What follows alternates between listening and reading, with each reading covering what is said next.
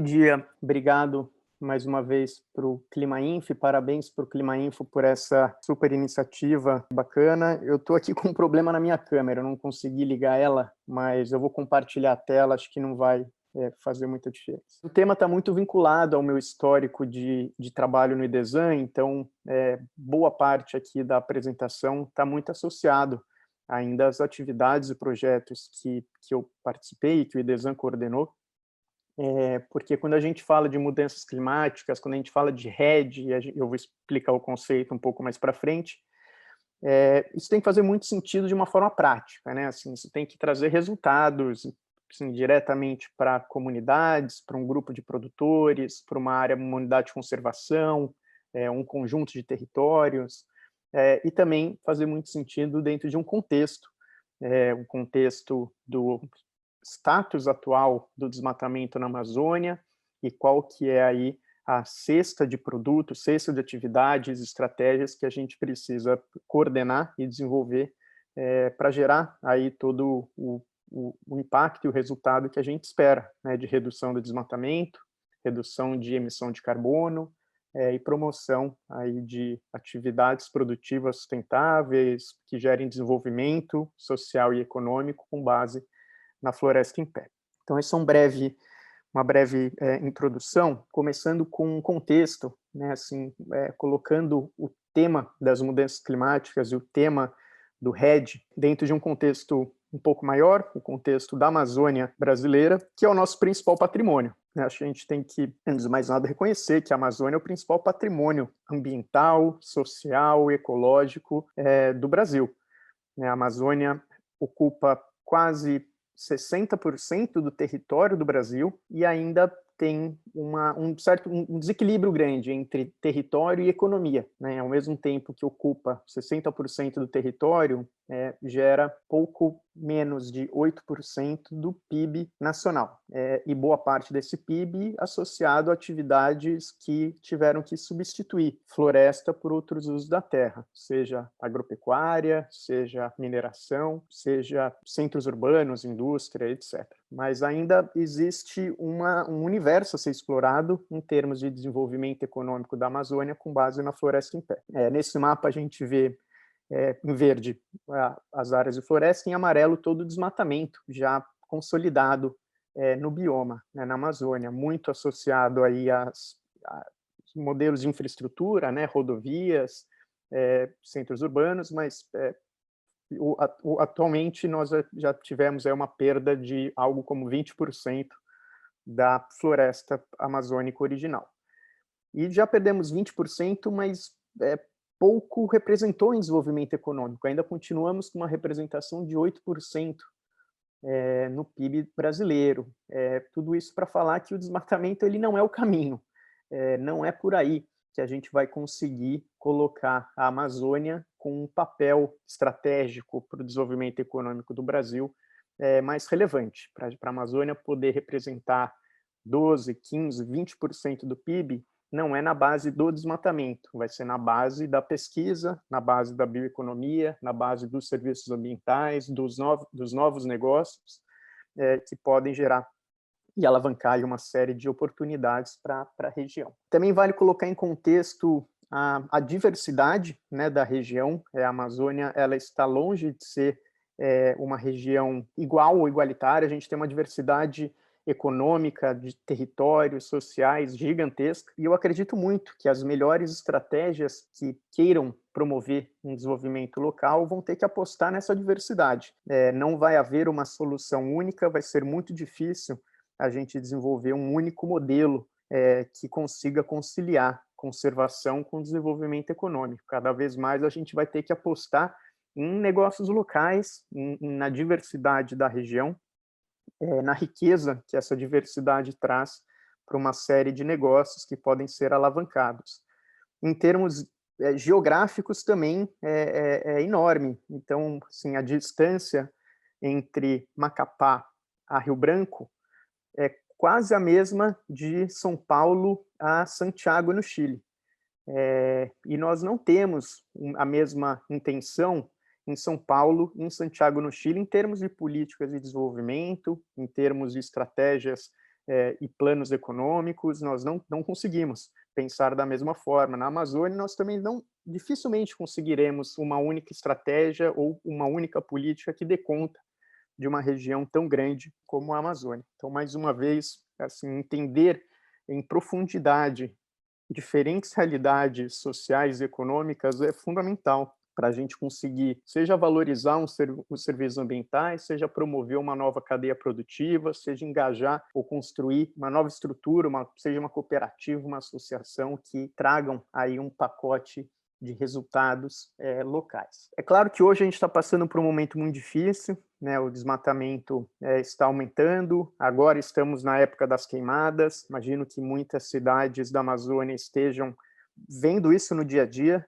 estamos já na temporada de queimadas da Amazônia, e 2021 deve ser um ano com um novo recorde de desmatamento, infelizmente, o que acaba trazendo todo um pacote de prejuízos, não só para a Amazônia, mas para o Brasil, em termos de imagem, credibilidade e etc. E por isso nós precisaremos pensar nas estratégias para a Amazônia no curto e no médio e longo prazo. No curto prazo, eu não vejo nada além de ordem, fiscalização, comando e controle, retomar um pacote de atividades que consigam gerar um ordenamento ambiental mais robusto. Vai ser muito difícil a gente gerar qualquer tipo de incentivo econômico ou desenvolver um pacote de negócios em meio à desordem. É muito difícil, não só na agenda ambiental, não só na agenda da Amazônia. Assim, pensando em qualquer outra realidade, é muito difícil um negócio ou uma oportunidade se desenvolver quando ela está cercada por um ambiente de ilegalidade ou irregularidades. Então, o primeiro passo para a gente poder colocar a Amazônia no rumo que nós acreditamos é gerar essa ação de curto prazo, muito voltado aí a ordenamento, fiscalização, coibir a ilegalidade. Passando então aqui já para um tema mais associado às mudanças climáticas em si, isso aqui é um dos levantamentos do SEG, né, o Sistema de Estimativa de Emissões de Gases de Efeito Estufa, que é uma plataforma fantástica, com um banco de dados abertos. Recomendo a todos, se é que já não conhecem, acessarem a plataforma do SEG, uma iniciativa do Observatório do Clima, que conta aí com uma rede de organizações e que geraram a maior base de dados de emissões de gases de efeito estufa, gás carbônico, entre outros, nos diversos setores da economia, e agora chegando num nível de profundidade sensacional, gerando aí as estimativas de emissões para os estados e para os municípios do Brasil. Então aqui é só um retrato do ano de 2019, que vem aí dessa base de dados do SEG, que demonstrou que o Brasil emitiu em 2019 um pouco mais de 2 bilhões de toneladas, né? 2 bilhões de toneladas de gás de efeito estufa, sendo que 46% veio de mudanças no uso da terra, onde o desmatamento é o principal fator. Então, a gente ainda tem no Brasil um perfil de emissão muito associado ao desmatamento. É muito diferente de um perfil de emissão de um país da Europa, que está muito mais associado à energia, carvão, etc. Então, no Brasil, o nosso perfil está aí calcado nas mudanças no uso da terra e em todo um pacote de agropecuária, que é essa parte amarelinha, amarela do gráfico. Se a gente somar mudança do uso da terra com agropecuária, a gente tem aí 70% das emissões do Brasil. Então, isso é muito importante. A Amazônia representa aí, o desmatamento na Amazônia representa boa parte das emissões nacionais, o que é, obviamente, um problema, mas é onde a gente tem que focar os esforços, seja os esforços de projetos, investimento, comunicação, porque é aí que a gente vai conseguir reverter o cenário de forma mais eficiente, reduzindo o desmatamento de forma rápida e promovendo um pacote de atividades produtivas que sustentem esse resultado de redução do desmatamento no longo prazo. Eu acredito muito nessa estratégia de curto, médio e longo prazo, como eu estava falando, porque o pacote de comando e controle e fiscalização ele é muito eficiente, ele é fundamental para gerar um ambiente favorável para que os negócios se desenvolvam. Sem esse ambiente favorável, ou sem os negócios, o pacote de fiscalização ele começa a perder energia com o tempo, e a gente viu isso. Né? Se a gente pegar um histórico dos últimos 10 a 15 anos, quando o Brasil gerou uma redução muito significativa do desmatamento, reduziu em quase 80% o desmatamento da Amazônia, mas nós não conseguimos alavancar uma nova economia para a região. E foi difícil manter, de uma série de perspectivas, foi difícil manter de um ponto de vista de apoio político, de orçamento e etc., manter esse pacote de fiscalização por 10, 15 anos. Então, é fundamental ter a saída econômica como algo muito importante para sustentar aí a conservação e resultados de longo prazo em termos de preservação florestal. Aqui é uma outra forma de ver as informações do SEG, onde nós temos uma linha do tempo, né, e aí entender qual que é o perfil de emissões do Brasil ao longo aí de uma série temporal. E toda a parte verde as mudanças no uso da terra, boa parte do desmatamento. Em 2004, quando a gente teve um pico do desmatamento da Amazônia, foi também quando houve um pico de emissões de carbono no Brasil. Aí houve uma redução significativa do desmatamento até aproximadamente 2012, e agora nós temos notando um aumento novamente do desmatamento, um aumento das emissões, o que nos leva aí a repensar as estratégias, retomar um pacote de ações de fiscalização e ordenamento ambiental, e agora tentando aprender com os acertos e os erros do passado. Acho que a gente foi muito eficiente em combater o desmatamento com uma série de medidas de fiscalização e comando e controle, como regulamentações do Banco Central para reduzir o crédito para municípios que estavam com desmatamento descontrolado, que estavam na lista vermelha do Ministério do Meio Ambiente, mas nós não conseguimos transformar todo esse resultado em investimento em ativo econômico. É claro que a gente teve ótimas experiências, sendo que a principal delas foi o Fundo Amazônia, foi o principal veículo ou mecanismo que o Brasil criou para atrair financiamento internacional, da cooperação internacional, pelo resultado na redução do desmatamento. O Fundo Amazônia, sensacional, assim, foi o principal mecanismo que hoje está travado, né, com quase, acho que a última pesquisa que eu fiz, algo como 3 bilhões de reais paralisados no BNDES, dentro do Fundo Amazônia, que deveria estar indo, num momento tão difícil que a Amazônia está passando, deveria estar indo aí para ações de conservação e desenvolvimento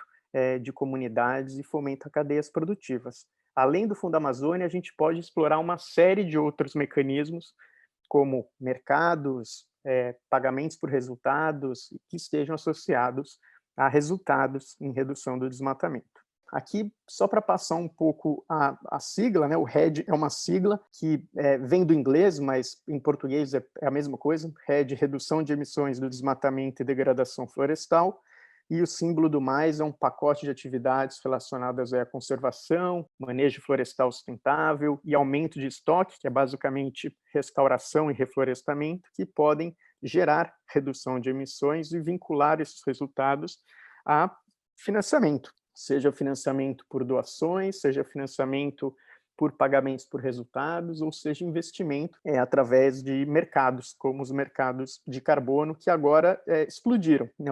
Os mercados de carbono, principalmente no âmbito voluntário, ou seja, aquele mercado que ele é atribuído a compromissos corporativos, no mundo explodiu. Estamos com uma demanda enorme. Pela primeira vez, a demanda superou a oferta. E o Brasil não estruturou a sua oferta de redução de emissões, sua oferta de créditos de carbono para esse momento que a gente está passando. Então, existem outros países com menor representatividade do que o Brasil, mas com maior participação nos mercados de carbono, como é o caso do Peru, da Colômbia, do México, da Indonésia, países da África e etc. O que é um contrassenso. O Brasil deveria ser a maior potência florestal e dos mercados de carbono, mas para isso precisamos ter resultado, precisamos ter aí um pacote de regulamentação que ainda não foi construído. Então, assim, hoje, de fato, a gente tem que focar bastante nessa nova estratégia de desenvolvimento da Amazônia, ou reformular a estratégia de desenvolvimento da Amazônia. Eu acredito muito, e acho que isso é muito associado ao modelo de atuação do IDESAN, que é assim, conectar ou conseguir estruturar essa estratégia em 4 pilares. O primeiro pilar seria os serviços ambientais de rede, de fato ter um mercado em expansão no mundo,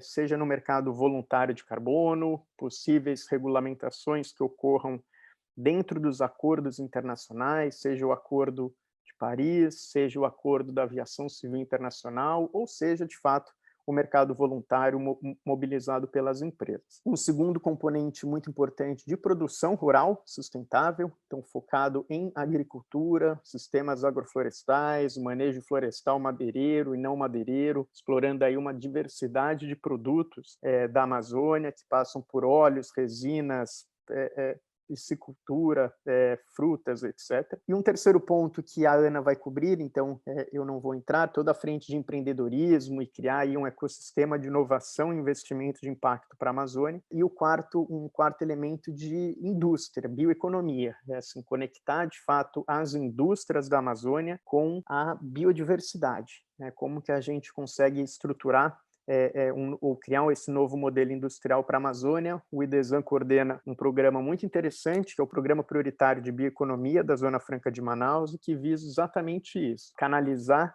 contrapartida fiscal obrigatória das indústrias da Zona Franca de Manaus em pesquisa e desenvolvimento de novos produtos da bioeconomia. Então, são 4 pilares que podem aí ser ramificados e desdobrados em uma série de programas, subprogramas e atividades, mas que podem compor aí um cardápio de opções para a Amazônia nos próximos anos. E quando a gente fala de cadeias produtivas, entra de fato numa seara muito fértil, né? Estamos falando de uma série de produtos, eu citei alguns, pode ser açaí, piscicultura, manejo florestal, restauração, café, inclusive pecuária sustentável, que pode mobilizar aí uma série de atores para intensificar a produção, reduzir pressão sobre floresta, inclusive restaurar áreas de pastagem degradada. E eu vou passar rapidamente agora, nesses 5, 6 minutos que faltam, em 2 projetos do IDESAN, que é basicamente o resultado que a gente precisa, assim, como que transforma essa agenda do RED,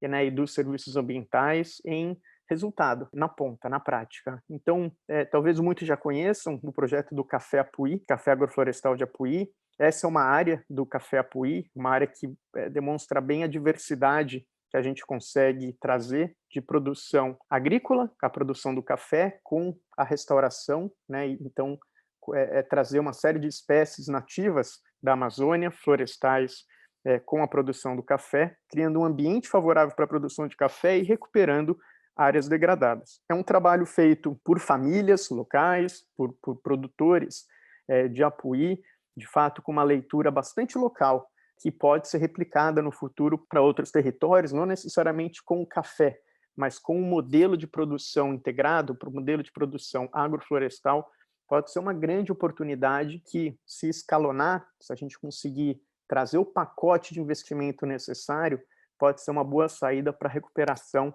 aí dos milhões de hectares que nós temos na Amazônia degradados, pastagem degradada, para um ambiente produtivo em sistemas agroflorestais. Tudo isso é feito não só em parceria, mas com liderança das famílias locais. Aqui a gente sempre traz a foto do primeiro casal, a dona Bernadette e o seu Chico, que toparam essa empreitada do Café Agroflorestal de Apuí e que hoje conta aí com mais de 50 famílias e com um plano de expansão bastante interessante para os próximos anos. Um dos mecanismos que o IDESAN adota para financiar a expansão de sistemas agroflorestais é exatamente gerando redução de emissões, monitorando e mensurando a quantidade de carbono que nós estamos retirando da atmosfera e conectando isso com compromissos empresariais e corporativos que possibilitam expandir as áreas de SAF em Apuí. Então, esse é um pequeno exemplo, só assim, super rápido, mostrando um resultado prático. E um segundo é um projeto, como a Tatiane comentou no começo, é um projeto de carbono que nós desenvolvemos em parceria com a Natura e a cooperativa do RECA, que fica no município de Porto Velho, mas distante da cidade de Porto Velho, já fica quase no Acre, distrito de Nova Califórnia. E é o primeiro projeto de pagamento por serviços ambientais conectado a uma cadeia de suprimento. Então, o modelo de insetting, que é o que nós desenvolvemos aqui, a Natura tem o seu compromisso em ser carbono neutro e agora parte do seu compromisso é cumprido com compensação de emissões na sua própria cadeia de fornecimento. Hoje o RECA fornece para a Natura manteigas, óleos vegetais, frutas e carbono, crédito de carbono, para cumprir com a meta da Natura de compensação de emissões. E aqui, alguns mapas, só para localizar, o RECA, que fica bem na divisa dos estados de Rondônia e do Acre, é uma cooperativa antiga que já tem cerca de 30 anos de atuação na Amazônia e desenvolveram um modelo de desenvolvimento local em base em sistemas agroflorestais. Então, plantam, produzem, extraem aí frutos, beneficiam parte desses frutos, como cupuaçu, açaí, maracujá, etc., pupunha, nas fábricas locais e vendem isso no mercado. O IDESAN apoiou o RECA e a Natura a fazer todo o mapeamento dos produtores do RECA, fazer todo o levantamento de sistemas agroflorestais e áreas de floresta conservadas, que a gente tem aqui, os polígonos amarelos são os lotes, em verde as áreas dos sistemas agroflorestais de cada produtor. Então, a gente fez todo esse mapeamento em campo e com base aqui no mapeamento com imagem, né, de satélite, e geramos um projeto de carbono que está conectado à conservação das áreas de floresta e ao fomento aos sistemas agroflorestais. Então, existe todo um banco de dados, é uma plataforma que ajuda em todo esse monitoramento do projeto, e que no fim gera investimentos. Então, como eu falei no começo, hoje o RECA consegue gerar um novo ativo e comercializar esse ativo, que é o crédito de carbono gerado pela conservação das florestas dos lotes. E aqui exemplos desse benefício. Então, todo ano é feito um monitoramento do resultado do projeto. Com isso, a gente consegue atribuir um resultado para os produtores. Então, todo ano em que há resultado, nós calculamos um pagamento por serviços ambientais. Isso varia dependendo da performance daquele grupo de produtores. E existe também um fundo coletivo que foi construído com base no projeto de carbono do RECA e que investe em ações coletivas. E pode ser, o que já foi feito até agora foi sistema de armazenamento de água, usina de compostagem com uma capacidade boa de recuperação de resíduos, transformar isso em composto orgânico e retornar para os produtores, e um fundo de microcrédito para adiantar o recurso da safra para os produtores poderem investir aí no trabalho nos lotes. Então, isso é um projeto muito interessante que traz os serviços ambientais vinculado ao fomento a uma cadeia produtiva e à conservação florestal. Projeto bastante pioneiro, que a gente tem o prazer de acompanhar e ajudar.